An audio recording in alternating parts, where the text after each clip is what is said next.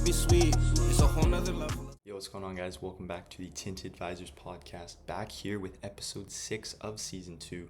Today we're going to be talking about some recent news. Then we're going to get into some goalies. We're going to rank some Russian goalies. And finally, we are going to touch on the worst contracts in the league. That being said, let's get right into card of the day. Kenny, start us off. What do you have? For card of the day, I got a Taylor Radish clear-cut Young Guns. One of my all-time favorite World Junior players.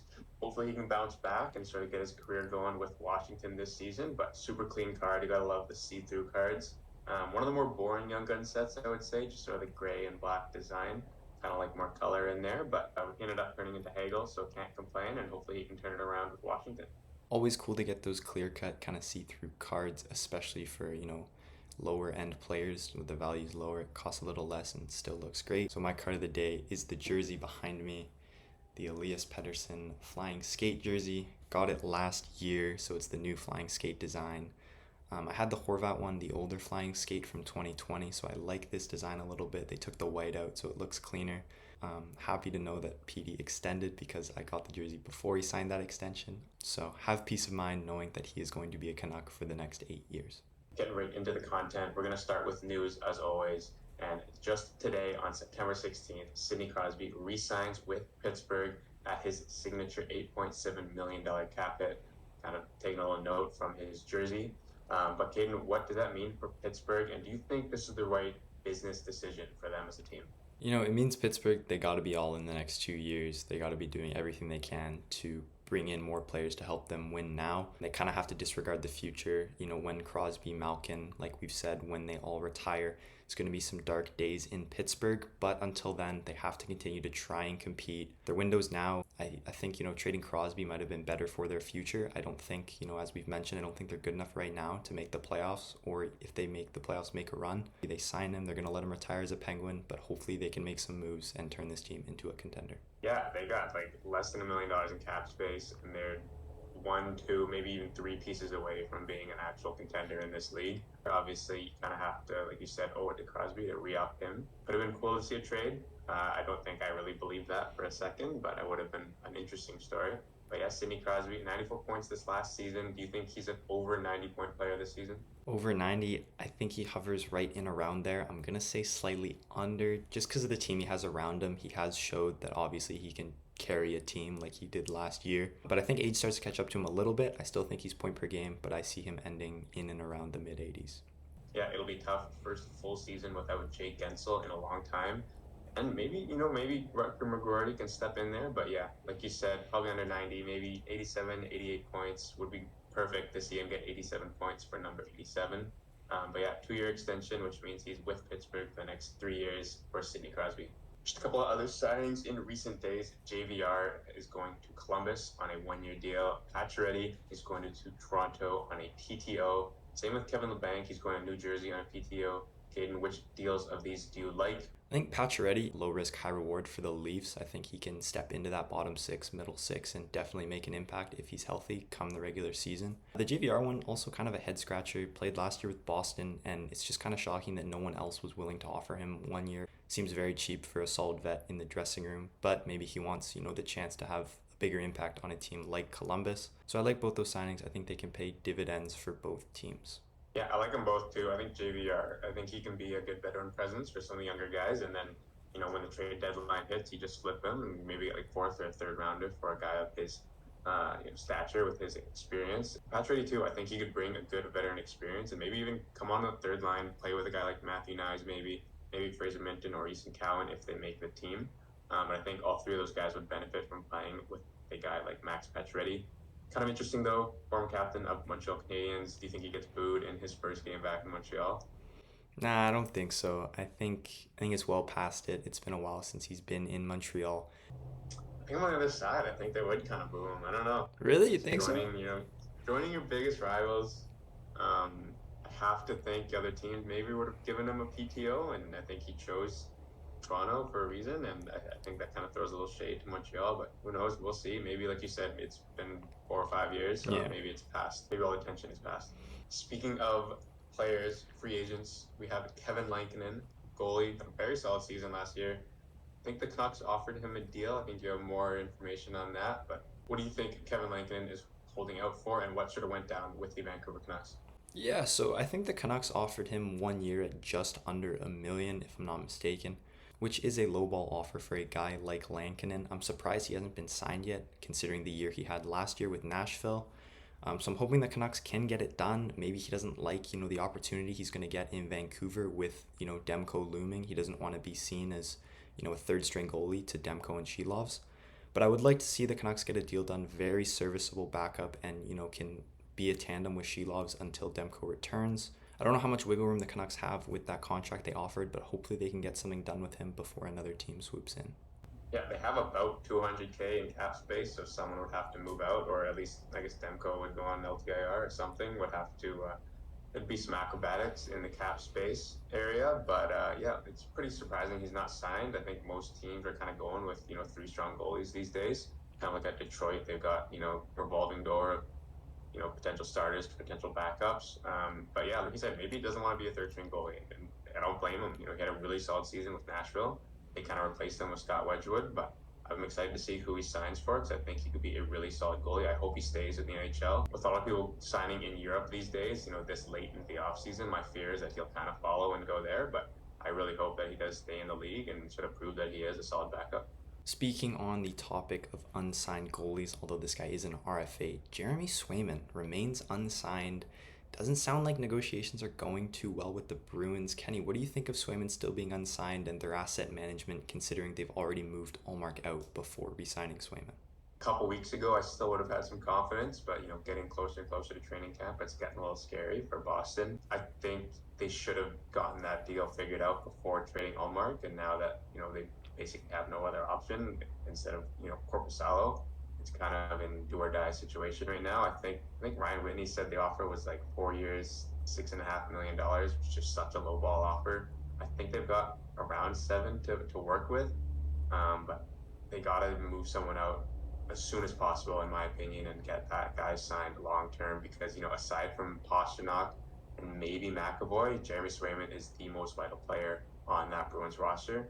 And I think a lot of cap hits on that team can be dispensable for Jeremy Swayman being locked up. Looking at how negotiations have gone, Swayman isn't the happiest with how the Bruins have treated him. So he's probably looking at their cap situation and knows that they have to move instead of him. He feels he has the leverage. So I think he's going to wait until, he gets the contract he wants, and I think it will come for the Bruins. I don't think they want to roll into the season with Korpisalo as their starter. So I think they will prioritize getting a deal signed. Kenny, what do you think his contract looks like if he signs before the season starts? Assuming they can move out the cap space, I would say an 8x8, maybe $8.5 million. I think the longer they draw it out, the more he's probably going to end up asking for, just because the relationship's going to get more and more tarnished the longer it draws out. So hopefully, soon enough they can get it done, and an 8.5 cap hit seems about fair for me.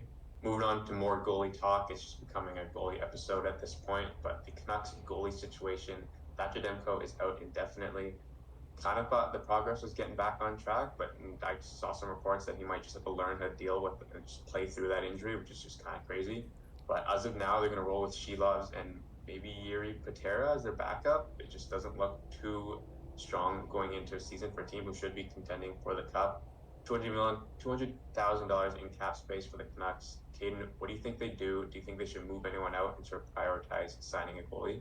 Yeah, well, first of all, talking about Demko having to play through this injury, I think that was the craziest news I've heard in a while. Also very sad. It appears that this, knee lower body injury has been something the Canucks have known about since they drafted him. So it's sad that it's lingering. Such a great talent in the league, and it sucks to see him being held back by this.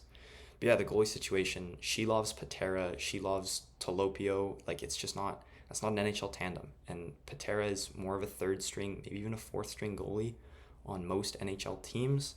So I would love to see Lankinen sign, like we just said, like a 60-40 split, maybe 50-50 with Shilovs until Demko returns, because I think Shilovs is more than capable. He showed that on the biggest stage last year. So I don't think moving somebody out is really the priority. So I think if not already, I think putting Tucker Pullman on LTIR could solve that problem. I don't think they're too far off with Lankinen. It is, a little time sensitive considering other teams can also sign Lankinen right now.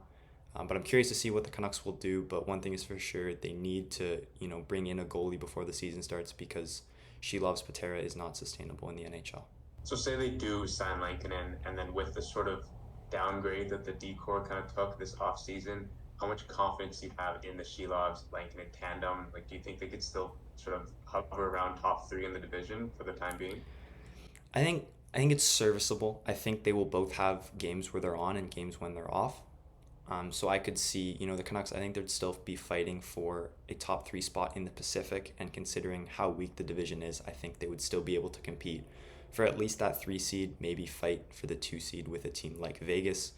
Obviously, not as great as a Demko Shilovs tandem, but I think it's still enough to get them over the hump and into the playoffs. And last question, do you think the Canucks are offensively skilled enough to outscore their goalie problems? It's tough to say. I think we have to wait and see how the free agent acquisitions perform. I think a guy like Jake DeBrusk can really help that scoring, but I don't think the Canucks are that good of a team where you can just say that they can outscore their problems. They've had a long history of bad defense, so hopefully with Carson Soucy being that number 3 coming in to stabilize that decor, and the new free agency acquisitions, Desharnais and Forbert, hopefully can perform on that bottom pairing. But we'll see. But I don't think they're good enough where you can just say that they can outscore their problems. It's definitely going to be one of the bigger stories going into this season, especially for Canucks fans. So let us know what you guys think the Canucks should do in terms of the Demko injury and the Shilovs, potentially Patera tandem. And once again, moving on to some more goalie content. Like I said, it's going to be a goalie-centered episode. We're going to rank Russian goalies. We could have done just regular goalies in general, but it would have ended up having a lot of Russians in the top 5 anyway. So we're just going to go with the top 5 Russian goalies. I'm going to start. We're going to go with the number 5 spot. I'm going to go with Alexander Georgiev. Personal stats, not so great in terms of save percentage and goals against, but obviously gets the wins in for Colorado, and that's what matters. And so I'm going to put him in at my number 5 spot. Solid pick. He's actually not in my top 5, and also wanted to preface this. We based this list based off of last year's performance and their outlook for this year. My number 5, we're going with the reliable Semyon Varlamov. He is up there in age. He's around, I think he's 36, so it could catch up to him this season, but he played really well last year when Sorokin wasn't and still led the Islanders to the playoffs, so I think he can do it again and have another solid season. Solid pick, and he's going to come up big with Sorokin potentially injured for the start of the season. Going with number 4 is that man exactly, Ilya Sorokin. Bit of a down year this past year, but I think he still has a lot of upside. I think he's still pretty young in sort of goalie speaking terms, just because they have a longer prime. So I think Sorokin is still a very good top 4 pick. Absolutely. I think it's a great pick. I think it's so great that I also have him at 4. Just a little more upside than Varlamov. Yes, Varlamov had a safer floor last year, but Sorokin, like you said, super young. I think he bounces back. Number 3 for me, we're going to go with Andrei Vasilevsky, just because of a big down year last season, and then with the Tampa defense not looking too good. I know they did make a lot of changes, but I do think Sergachev missing will be hurting them. I think he'll bounce back, have some better numbers, but with the 2 other guys in front of him, I have to put Vasilevsky at 3. Interesting pick. Not really what I went with. At my 3, I have Sergei Bobrovsky. Similar to Vasilevsky, the defense downgraded in Florida, and similar to Varlamov getting up there in age, so expecting a little bit of regression, especially with a weaker decor in front of him. I have him at 3. Going with my number 2 pick, I have that man, like you just said, Sergei Bobrovsky, just because coming off a cup year and potential Conn Smythe winner, arguably their best player on that team. And if not for McDavid, he would have won the trophy. But Sergei Bobrovsky had a great playoffs the past 2 seasons, actually, and I think, nothing's really stopping him from having a good season this season. Yeah, initially one of the worst goalie contracts, right? But he's showed up in the last couple of playoffs and shown that, there is some value in that contract. My number 2, we're going with Andrei Vasilevsky of your Tampa Bay Lightning. A world-class goalie, and he's had a couple down years, but I still think he can bounce back and prove to us that he still is a top 3 goalie in this league. Yes, weaker Tampa defense, but I think he can bounce back in a huge way.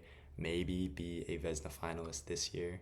Wouldn't be surprising. Pretty similar list so far. I can safely assume we have the same number 1 pick. I'm going to go with Igor Shesterkin, just an unreal goalie the past season, especially in that Florida series when no other Rangers showed up. He stood on his head. Big contract year for him, so I would like to see what his extension kind of looks like. Maybe he becomes the highest paid goalie in the league. Wouldn't surprise me, but Igor Shesterkin is a safe number 1 pick for Russian goalies. Absolutely. I don't think it's a debate here. Maybe a couple years ago with Vasilevsky. But right now it is Shesterkin. We'll see how much money he gets, like you said. I think he's demanding a pretty penny. But yeah, just an absolute world-class goalie. Stands on his head and is able to steal games night in, night out for any team he plays for.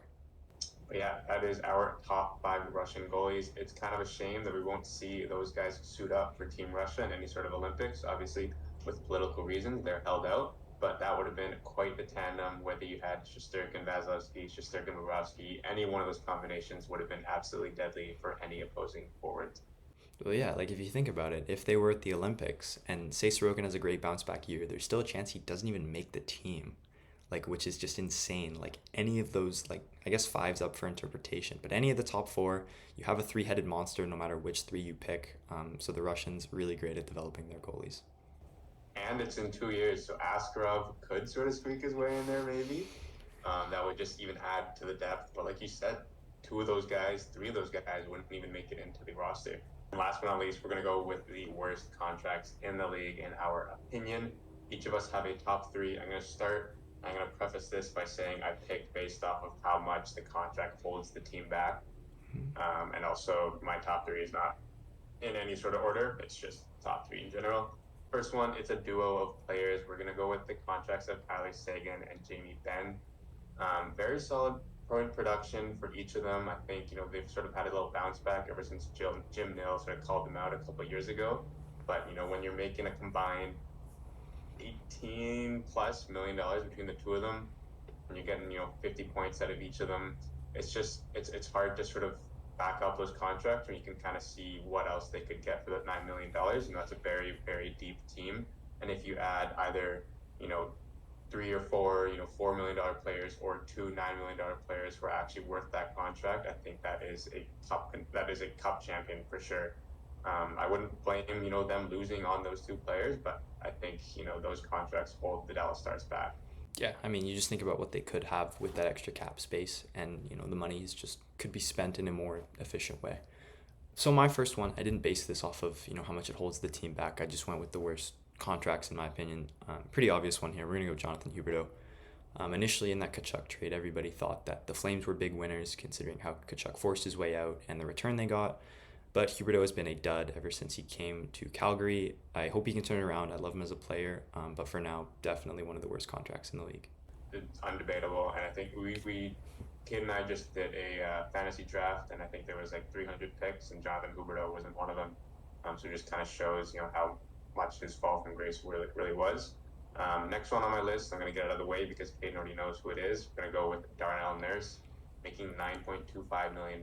Back when it was signed, it wasn't a crazy overpay, but in the past couple seasons, it really seems like it is. And it's just holding the team back. You look at Edmonton, who's already paying 2 very important players very big contracts. They could just use $9 million so much better than with Darnell Nurse. So, hopefully they can win it this year, and then people can kind of, shut up about his contract. But especially if they lose, and especially if they sort of, trend downwards after this year, his contract's going to be, pretty scrutinized. You look at how Edmonton could have used that $9 million, and hypothetically speaking, just throwing a name out, like could have signed Brett Pesce. He probably wouldn't have signed for the same dollar value in Canada, but it's funny to think about. You have Brett Pesce, and then you still have change left over. You could have kept your RFAs, so many things you could have done. So that being said, Darnell Nurse is also one of mine. Just really holds a cup contender back, and if Edmonton fails to win the cup in the coming years before that Draisaitl extension kicks in, you're going to wonder, what they could have done with that extra money and if it could have pushed them over the top and winning a cup. Last one for me, maybe it's a little debatable, but I'm going to go with Erik Karlsson. Obviously, 100-point season 2 years ago, so it did kind of make sense, $11.5 million. But when you look at what Pittsburgh is sort of dealing with and sort of cap constraints, and you look at how much he brings to the table, 50 points this past season, aging defenseman, it's just not a good look. It is sort of retained for Pittsburgh, so it kind of helps a bit, but they could spend that $10 million so much better. Like you said, get Brett Pesce, get someone who can be a little more efficient than Erik Karlsson. It hurts to see his name on one of our lists. I considered it, but there was just a point in the NHL where he was a top 3 player in the league. It was Crosby, it was McDavid, and it was Erik Karlsson. So, we talk about fall from grace. It's tough to see, but hopefully he can kind of have a bounce back year for Pittsburgh. So my last contract on my list, once again, not really having any impact on the team right now. But we're going to go with Seth Jones on the Chicago Blackhawks. Just a very unimpactful defenseman. He doesn't do anything extraordinarily well. 30, 40 points for that cap hit, and that defensive play is not great. Thankfully, Chicago is in the rebuild, so I don't think it affects them too much, but definitely one of the worst contracts in the league. Definitely got paid for what he did in Columbus and not what he could do for Chicago, so definitely hurts for them. And down the line, when they start trying to be contenders, I think it'll really hurt them. But yeah, guys, that wraps up our top 3 worst contracts in the league, in our opinion. Let us know what you guys think. Let us know who we missed out. And when you think about it, it's kind of interesting. You can't really blame the player for going out and trying to get as much money as he possibly could. You just gotta throw blame on general managers and the higher ups for giving them that contract, because at the end of the day, it's them who's responsible for kind of hurting the team, not the players. But yeah, let us know what you guys think of that. So yeah, guys, that's gonna wrap up episode 6 of season 2. Let us know down below what you think. The PTOs, the Canucks goalie situation, a lot going on. I think in the back of our minds, we both know it's only about a month until hockey starts. So very exciting time. Glad we're basically through the off season, and hoping some more exciting news keeps rolling out as training camps get underway. My flower, you really thought she would be sweet. It's a whole nother level of sour. 100 Batman, no